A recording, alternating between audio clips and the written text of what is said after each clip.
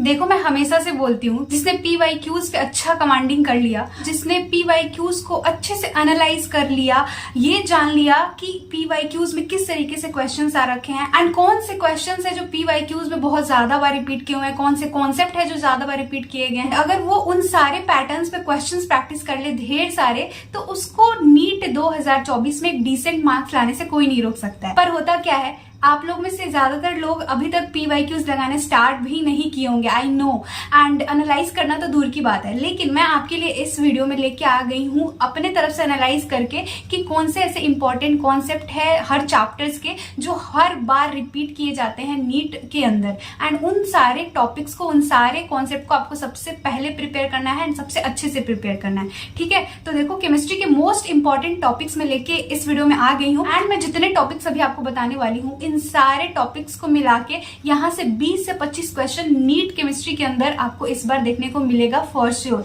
तो सबसे पहली बात कि मैं आपको टॉपिक बताने से पहले कुछ चीजें आपको बता देती हूँ। देख लो कि इन सारे टॉपिक्स से ना 20 से 25 क्वेश्चन फॉर श्योर आने वाले हैं। तो इन सारे टॉपिक्स के कॉन्सेप्ट को अच्छे से स्ट्रॉन्ग कर लेना, अच्छे से पढ़ लेना जहां से भी पढ़ रहे हो, and practice more and more MCQ on these topics. मेरे पास आज आप सबके लिए बहुत ही खास और एक यूनिक बुक है, that is 45 days most wanted for NEET. ये बुक बोलता है कि 80% of the NEET questions comes from 20% topics. इस बुक को इस तरीके से डिजाइन किया हुआ है कि आप सिर्फ 45 डेज में अपने सारे सिलेबस को कंप्लीट कर लोगे। सबसे पहले वाले पेज पे ही आपको एक प्रिपरेशन प्लान प्रोवाइड किया जाएगा कि आपको इन 45 डेज में अपने सारे चैप्टर्स को किस तरीके से प्रिपेयर करना है। PYQs को डीप एनालाइज करने के बाद इस बुक को फ्रेम किया गया है एंड इस बुक में आपको कंसाइज थ्योरी मिलेगी हर चैप्टर की, सॉल्व एग्जाम्पल्स मिलेंगे, स्कैन मतलब special cases asked in NEET, ये सब प्रोवाइड किया जाएगा। इसके अलावा जो टॉपिक्स फ्रिक्वेंटली पूछे गए हैं नीट एग्जाम में वो भी इसमें आपको हर चैप्टर में मिल जाएगा। की note segment of important concept मिलेंगे एंड इसके अलावा इसमें 2 बहुत ही इंपॉर्टेंट एक्सरसाइज मिल जाएगी आपको, जिसका नाम है NEET replica and selected PYQs। NEET replica exercise में, जैसे कि नाम से ही आपको पता चल रहा है कि रेप्लिकेटेड नीट पैटर्न पे क्वेश्चंस प्रोवाइड किए गए हैं, मतलब ऐसे क्वेश्चंस जो नीट में आते हैं एंड इनको प्रैक्टिस करना बहुत ही ज़्यादा इंपॉर्टेंट है। इसके साथ ही साथ आपको इसमें 3 मॉक टेस्ट पेपर भी प्रोवाइड किए गए हैं ताकि आप जो नीट का एग्ज़ाम है उससे ज़्यादा फैमिलियर हो सको। तो ये बुक ऑल इन वन आपके लिए बहुत ही ज़्यादा सही है, जहाँ पे आपको नीट के जैसे क्वेश्चंस मिल जाएंगे, PYQs मिल जाएगी, साथ ही साथ मॉक टेस्ट भी प्रोवाइड किया जाएगा एंड सबका आपको यहाँ पे डिटेल सॉल्यूशन भी प्रोवाइड किया जाएगा। At the time of buying this book, use my coupon code MS150 to get instant discount, link given in description box. तो सबसे पहले हम बात करते हैं मोल वाले चैप्टर में। तो मोल में ना मोल कैलकुलेशन, देखो मोल कैलकुलेशन बहुत ही सिंपल सा टॉपिक है लेकिन बहुत ज्यादा इंपॉर्टेंट है एंड थोड़ा कॉन्सेप्चुअल भी बोल सकते हैं कि इस पे कॉन्सेप्ट अच्छे से बिल्ड कर लेने पे आप इसमें जितने तरह के क्वेश्चंस आ सकते हैं मोल कैलकुलेशन पे आप उसको सॉल्व कर पाओगे। तो इस वाले टॉपिक को बहुत ही अच्छे से प्रिपेयर कर लेना, बहुत बार रिपीट किया हुआ है नीट के अंदर एंड इस बार भी आ सकता है। उसके बाद कॉन्सेंट्रेशन टर्म्स हो गए लाइक मोल, मोलैरिटी, स्टोइकोमेट्री, कोफिशिएंट, काफी ज्यादा बार पूछा गया है एंड इससे भी भर भर के प्रीवियस ईयर में क्वेश्चंस आ रखे हैं। तो इसको भी अच्छे से, इसका भी कॉन्सेप्ट जो है, इसका जो भी थ्योरेटिकल पॉइंट है उन सबको अच्छे से समझ लेना एंड इस कॉन्सेप्ट को स्ट्रॉन्ग कर लेना। तो एटॉमिक स्ट्रक्चर में ना बोर एटॉमिक मॉडल से बहुत ज्यादा क्वेश्चंस आ रखे हैं नीट एग्जाम के अंदर एंड इस बार के नीट एग्जाम में भी इससे ढेर सारे क्वेश्चंस आ सकते हैं। उसके बाद क्वांटम नंबर, देखो क्वांटम नंबर एक ऐसा टॉपिक है जो हर 1-2 साल में रिपीट हो जाता है नीट के अंदर एंड ये बहुत ज्यादा इजी टॉपिक भी है, आप इजिली इस क्वेश्चन को सॉल्व कर सकते हो। मैं वही टॉपिक्स बता रही हूँ जो बहुत बार रिपीट किए हुए हैं नीट एग्जाम में एंड उनके आने की पॉसिबिलिटी भी बहुत ज्यादा है। Chemical and ionic equilibrium, law of mass action वाला जो कॉन्सेप्ट है उसको अच्छे से पढ़ लेना। बफर से बहुत ज्यादा क्वेश्चन आ रखे हैं तो बफर वाले टॉपिक को अच्छे से प्रिपेयर करना। उसके बाद सॉल्युबिलिटी प्रोडक्ट, उसके pH ऑफ सॉल्यूशन ये कैलकुलेट करना, ये वाला चीज भी बहुत बार एग्जाम में पूछा हुआ है। तो इन सारे टॉपिक्स को आप अच्छे से प्रिपेयर कर लेना इक्विलिब्रियम वाले चैप्टर में। थर्मोडायनेमिक्स में थर्मोडायनेमिक्स प्रोसेस, ठीक है, इसके अलावा जितने भी ग्राफ्स है ना थर्मोडायनेमिक्स के वो आप अच्छे Calculation of enthalpy change, calculation of entropy change, work done and delta G.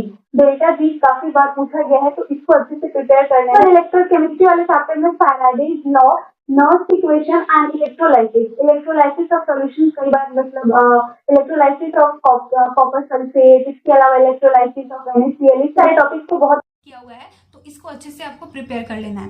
Chemical kinetics वाले चैप्टर में फर्स्ट ऑर्डर रिएक्शन जो है वो काफी ज्यादा इंपॉर्टेंट होता है, एंड इसी के साथ जीरो ऑर्डर रिएक्शन भी। तो हाफ लाइफ कैलकुलेट करने के लिए इसमें आ जाता है इन सारे ऑर्डर्स के। रेट कांस्टेंट वाले क्वेश्चंस को अच्छे से प्रिपेयर कर लेना, एंड अर्हेनियस थ्योरी।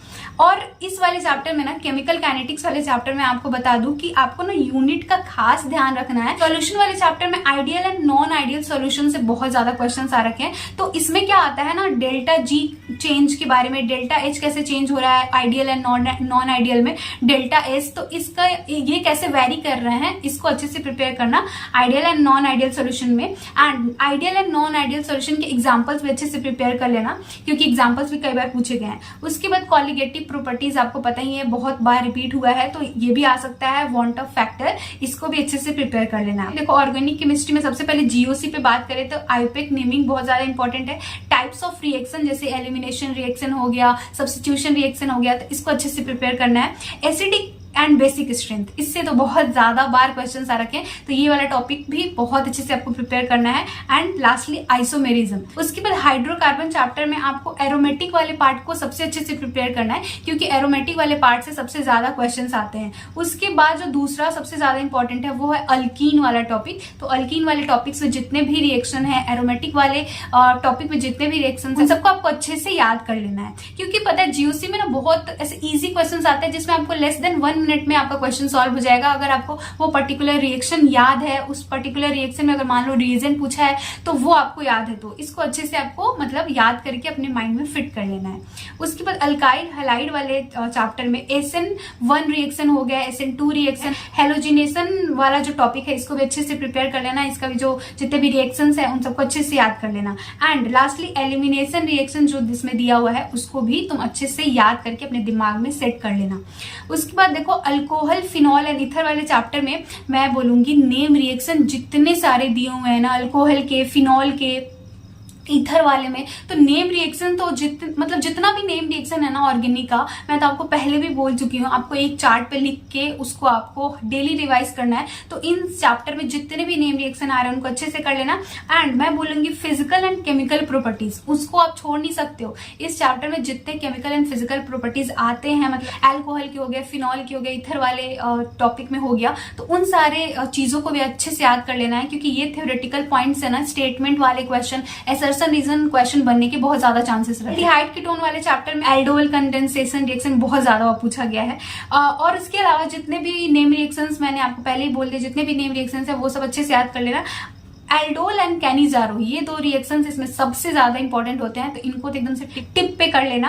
और इसके अलावा फिजिकल एंड केमिकल प्रॉपर्टीज का तो आपको ध्यान रखना ही है। इसके साथ ही साथ जो जितने भी टेस्ट है ना ऑर्गेनिक के, उनको भी आपको अच्छे से प्रिपेयर कर लेना है। एंड मैंने बहुत सारे ऑर्गेनिक के ना नेम रिएक्शंस के चार्ट हो गए या फिर जितने भी केमिकल टेस्ट है उन सबका एक PDF बना के मैंने अपने टेलीग्राम पे डाल दिया है। तो टेलीग्राम चैनल का नाम सेम ही है, मेडिको शालिनी, तो आप वहां जाके भी इन सारी चीजों को देख सकते हो। आपको वहां पे PDF के फॉर्म में सब कुछ मिल जाएगा, ठीक है। तो मैंने लिंक ना अपने टेलीग्राम चैनल का डिस्क्रिप्शन एंड पिन कमेंट में भी डाल दिया, तो आप जाके वहां से देख सकते हो। अमाइंस वाले चैप्टर में HNO2 के जितने भी रिएक्शंस है ना वो आपको बहुत अच्छे से याद कर लेने हैं। एंड बेसिक नेचर, इसमें ना बेसिक नेचर कंपेयर करने के लिए बहुत बार क्वेश्चन पूछा गया, आप प्रीवियस ईयर जाके देख सकते हो। तो उन सारे क्वेश्चंस को बहुत ही अच्छे से प्रिपेयर कर लेना एकदम से। मतलब बेसिक नेचर को कंपेयर करने के लिए ना आपको उसका जो थ्योरेटिकल पॉइंट है, जो भी उसका कॉन्सेप्ट है, वो आपको अच्छे से सीख लेना है, ताकि किसी भी तरीके का आपको कंपेयर करने के लिए दे दिया जाए, आप उसका इजीली आंसर फाइंड आउट कर सको। उसके बाद डाइजोनियम सॉल्ट के जितने भी रिएक्शंस हैं बहुत ज्यादा इंपॉर्टेंट है गाइस। मतलब इस पे आप 5 स्टार से भी ज्यादा लगा सकते हो, क्योंकि हर साल रिपीट होते रहे, हर 1-2 साल में ये आते रहे। तो डाइजोनियम सॉल्ट को आपको अच्छे से प्रिपेयर कर लेना है, जितने भी रिएक्शंस है इसके। एंड जितने भी नेम रिएक्शंस आते हैं वो तो इंपॉर्टेंट है ही। अब हम बात करते हैं इनऑर्गेनिक केमिस्ट्री की। देखो इनऑर्गेनिक केमिस्ट्री में सबसे पहले पीरियोडिक टेबल चैप्टर में एटॉमिक रेडियस काफी ज्यादा बार पूछा गया है। आयोनाइजेशन एनर्जी को भी काफी ज्यादा बार पूछा गया है, तो इसको भी अच्छे से प्रिपेयर कर लेना। एंड इसमें भी आपको ना आईयूपीएसी नेम पूछ लेते हैं, एक आपको टेबल मिल जाएगा एनसीईआरटी के अंदर, तो उस टेबल को अच्छे से याद कर लेना, क्योंकि वो टेबल से ना 2020 में क्वेश्चन आ रखा था, ठीक है। केमिकल बॉन्डिंग वाले चैप्टर में डाइपोल मूवमेंट से बहुत ज्यादा क्वेश्चन आ रखे हैं, तो इस वाले टॉपिक को अच्छे से प्रिपेयर करना, एंड हाइब्रिडाइजेशन तो है ही important, bond length, bond angle, bond energy, ये कंपेयर करने के लिए बहुत बार आया हुआ है, इसके रिपीट होने के चांसेस भी 200% है। तो इसको इतना अच्छे से कर सकते हो कि किसी भी तरीके के क्वेश्चन आए तो आपका गलत ना हो। एंड MOAT, मॉलिकुलर और वाइटल थ्योरी तो इंपॉर्टेंट है ही। देखो पी ब्लॉक वाले चैप्टर में मैं आपको क्या बताऊं, मैं आपको बोलूंगी कि पी ब्लॉक चैप्टर में ना आप NCERT पढ़ के जितना इंपॉर्टेंट लाइन है जहां से भी क्वेश्चन बन सकता है उन सबको अंडरलाइन कर लो या फिर एक पेज पे लिख लो, क्योंकि पी ब्लॉक ऐसा चैप्टर, इससे बहुत सारे क्वेश्चन आ सकते हैं। मैं आपको यहाँ पे कुछ टॉपिक बता दे रही हूँ, लेकिन इसमें बहुत सारे टॉपिक हैं जो बहुत ज्यादा इंपॉर्टेंट है एंड कहीं से भी क्वेश्चन उठा के पूछा सकता है। एलोट्रॉप्स जो होते हैं इसमें, वो आपको अच्छे से प्रिपेयर करना है हर पार्ट में। NH3 अमोनिया से बहुत ज्यादा क्वेश्चन आ रखे हैं। ऑक्सो एसिड वाला टॉपिक भी काफी वर्सेटाइल एंड काफी बार रिपीट किया गया है नीट एग्जाम के अंदर। जेनोन के जितने भी रिएक्शन है ना, लास्ट पार्ट में आपको लास्ट के पेज में मिल जाएगा पी ब्लॉक चैप्टर में क्लास 12 के। तो जेनोन के जितने भी रिएक्शन है वो अच्छे से प्रिपेयर कर लेना। इंटर हेलोजन कंपाउंड जो है वो भी बहुत बार पूछा गया है गाइस, तो इसको भी अच्छे से कर लेना है। नेचर ऑफ ऑक्साइड, ये वाला जो टॉपिक है ना, ये पीरियोडिक टेबल में भी आता है, तो आप वहां भी पढ़ सकते हो। अब डी एंड एफ ब्लॉक जो चैप्टर है, यहाँ पे KMNO4 एंड K2Cr2O7, ये जो दो टॉपिक है ना, इससे बल्क ऑफ द क्वेश्चंस पूछे जाते रहे हैं इस चैप्टर से नीट एग्जाम के अंदर। तो इन दो टॉपिक्स को अगर आप प्रिपेयर कर लेते हो डी ब्लॉक के अंदर, तो आप समझो कि डी ब्लॉक का आपका आधा से ज्यादा पोर्शन कंप्लीट हो जाएगा। ठीक है, उसके बाद बाकी बचता है, देखो इलेक्ट्रॉनिक कन्फिगुरेशन भी इससे बहुत ज्यादा पूछा गया है। ठीक, अब इसमें ट्रेंड्स जो है, देखो इसमें बहुत सारे ग्राफ्स दिए हुए हैं, तो उन ग्राफ्स को अच्छे से कर लेना है। NCERT बुक खोलोगे तो बहुत सारे ग्राफ मिल जाएंगे, तो उन ग्राफ के बेसिस पे ना इसमें ट्रेंड्स पूछ दिए जाते हैं। एक बार आप ग्राफ को अच्छे से एनालाइज करके अच्छे से पढ़ लेना D and F block chapter में।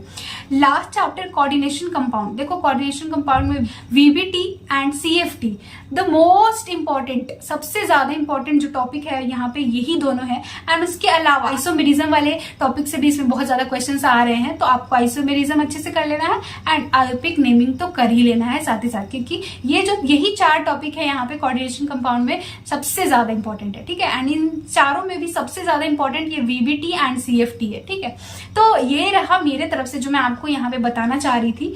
और क्योंकि मैंने जब फिजिक्स वाला वीडियो डाला तो आप लोगों में से काफी सारे लोगों ने मेरे से कमेंट सेक्शन में बोल रखा है कि दीदी सेम इसी तरीके की वीडियो केमिस्ट्री में ही बना दो, तो मैंने झट से आपके लिए पूरे केमिस्ट्री के PYQs को एनालाइज करा एंड उनमें से जो भी मेरे को सबसे ज्यादा इंपॉर्टेंट टॉपिक दिखे उनको मैंने यहाँ पे नोट डाउन करा है एंड अभी मैं आपको वो सब चीजें यहाँ पे बता रही हूँ। तो बहुत एफर्ट्स लगते हैं यार, ऐसे ही वीडियोस नहीं बनते हैं, बहुत ज़्यादा टाइम भी लगता है हमारा।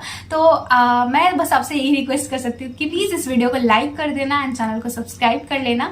एंड चलो इस वीडियो के लिए इतना ही, एंड आई होप कि तुम टॉपिक्स को प्रिपेयर करने के लिए अपनी तरफ से पूरी एनर्जी लगाओगे एंड इसको जितना बेहतर बना सकते हो उतने अच्छे से करने की कोशिश करना। मिलते हो नेक्स्ट वीडियो में। Thank you so much.